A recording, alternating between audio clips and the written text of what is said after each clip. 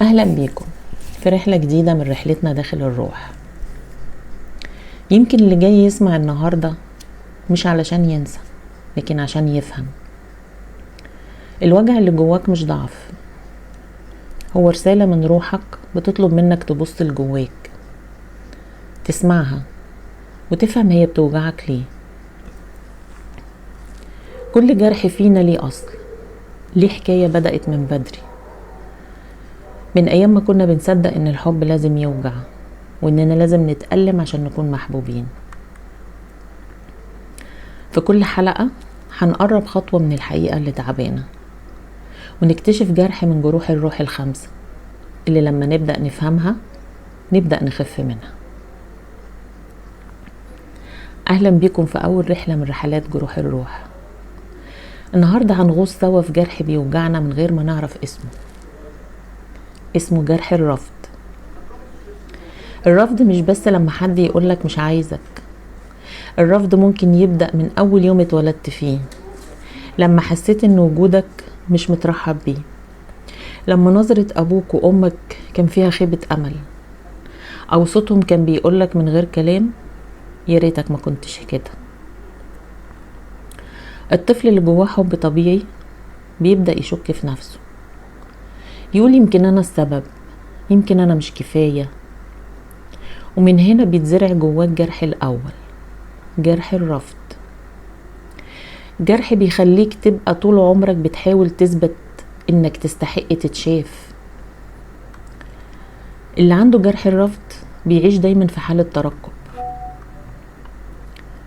كل علاقة جديدة يخاف يخسرها، كل محبة تجيله يشك فيها، مش لأن اللي قدامه غلط، لكن لأن جواه صوت بيقول أكيد هيبعد زي كل مرة.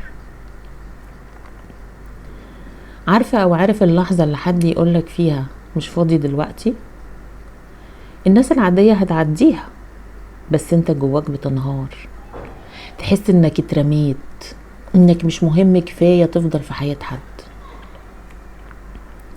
جرح الرفض بيخليك تلبس 1000 وش عشان تتقبل، تكون المثالي والمريح واللطيف حتى لو موجوع، بس الحقيقة انك بتتعب جدا، لانك بتحاول تكون كل حاجة عشان ما تكونش مرفوض. في نوع من الناس بيعاني من جرح الرفض في صمت، بيضحك ويساعد ويدي من غير حساب، بس جواه خوف عميق من اللحظة اللي الناس تمشي فيها، فيبدأ يمشي هو الأول، يقطع العلاقة قبل ما ينجرح علشان يوجع نفسه بإيده قبل ما حد يوجعه. لو بتسمعني دلوقتي ومريت بالوجع ده فانت مش لوحدك. جرح ده من أكتر الجروح انتشار، لكنه كمان أول خطوة في طريق التشافي. التشافي من جرح الرفض مش بيبدأ لما حد يحبك ولا لما تثبت انك ناجح او محبوب، بيبدأ لما تبطل ترفض نفسك، لما تبص في المراية وتقول حتى لو محدش اختارني انا هختار نفسي. الوجع مش في ان الناس ترفضك، الوجع الحقيقي انك تصدق انك تستحق الرفض، وده اكبر كدبة صدقناها واحنا صغيرين.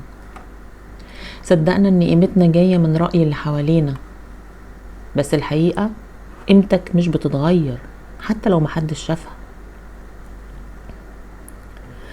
في مرحلة معينة هتلاقي نفسك مرهق من محاولة الإرضاء، مرهق من التمثيل ومن إنك تبين قوي طول الوقت. ساعتها بس هتبدأ ترجع لنفسك، هتبدأ تسأل أنا مين من غير محاولاتي لإرضاء الآخرين؟ أنا مين لما أسمح لنفسي أكون أنا؟ وهنا بس بيبتدي الشفاء، مش لما تبقى محبوب، لكن لما تتوقف عن معاقبة نفسك. خليني أقولك حاجة، في وجع اسمه النبذ الأول، اللحظة اللي حسيت فيها إنك مش مرغوب. ممكن تكون نسيتها بعقلك، بس روحك لسه فاكراها. كل مرة حد يبعد هي نفس اللحظة القديمة اللي بتتكرر. علشان كده الحل مش في انك تلاقي حد يختارك، الحل في انك تختار الطفل اللي جواك اللي اترفض اول مرة وتحضنه. قوله انا شايفك، انا اسف اني صدقت انك مش كفاية، من النهاردة مش هسيبك تاني. اول مرة هتعمل كده هتعيط، وتاني مرة برضو هتعيط، بس مع الوقت الدموع دي هتبقى دفى، مش وجع، دفى. دفى انك بدأت ترجع لنفسك، وترجع لنفسك احساس القبول اللي كنت فاقده. خليني اقولك شوية صور من الحياة اليومية.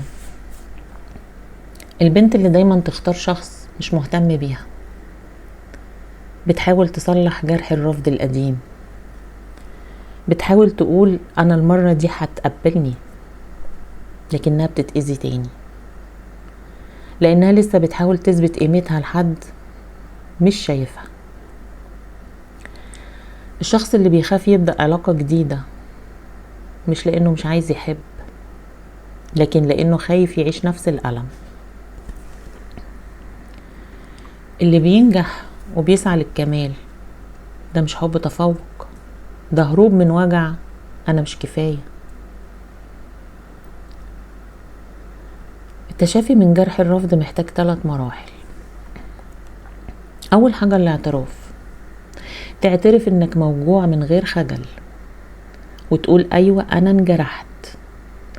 الاعتراف مش ضعف، ده اول باب للراحة. تاني حاجة الاحتضان، تحضن النسخة الصغيرة اللي اترفضت، تتكلم معاها، تديها حبها اللي اتحرمت منه، تكتب لها رسالة تقول لها فيها انها كفاية، وانك مش هتسيبها تاني.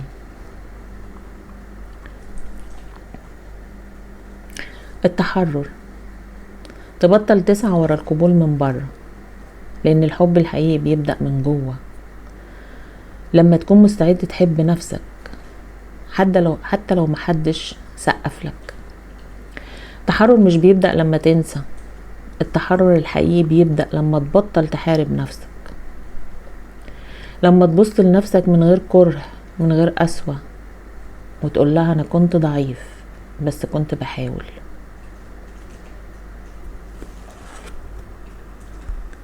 حب الذات مش رفاهية، هو الخطوة اللي بتخليك تبطل ترفض نفسك، تبطل تقول انا مش كفاية او انا السبب.